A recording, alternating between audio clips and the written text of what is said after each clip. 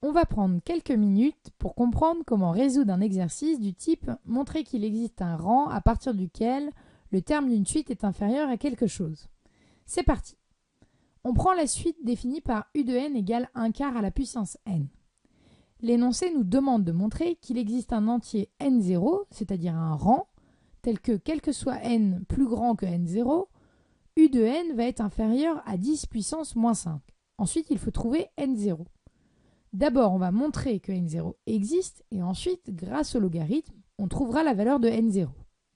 Pour montrer que n0 existe, on commence par calculer la limite de la suite en plus l'infini. Ici, 1 quart est inférieur à 1, du coup 1 quart puissance n tend vers 0 en plus l'infini. C'est-à-dire que quand n devient très grand, un se rapproche de plus en plus de 0. Donc si on prend un intervalle qui contient 0, à partir d'un moment, tous les termes de la suite seront dans cet intervalle.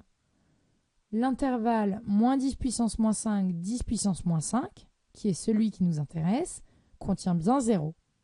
On peut conclure, il existe un rang n0 à partir duquel tous les termes de la suite 1 quart puissance n sont inclus dans l'intervalle moins 10 puissance moins 5, 10 puissance moins 5. Maintenant, on veut trouver la valeur de n0. Ça revient à résoudre l'équation 1 quart à la puissance n est inférieur ou égal à 10 moins 5. Ici, on aimerait bien se débarrasser des puissances et donc on va faire appel au super pouvoir du logarithme. Comme tout est positif, on peut appliquer le logarithme sans se poser de questions. Et après simplification, on arrive à moins n ln de 4 est inférieur ou égal à moins 5 ln de 10.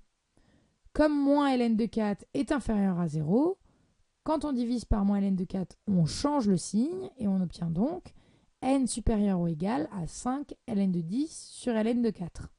Donc n0 égale 5 ln de 10 sur ln de 4. Quand on est face à un énoncé du type « Montrer qu'il existe un rang à partir duquel ». D'abord, on montre l'existence de ce rang en calculant la limite en plus l'infini de la suite, puis grâce à un intervalle centré sur cette limite. Ensuite, on trouve ce rang en utilisant les super pouvoirs du logarithme. Attention à toujours vérifier que ce qu'on passe au logarithme est positif.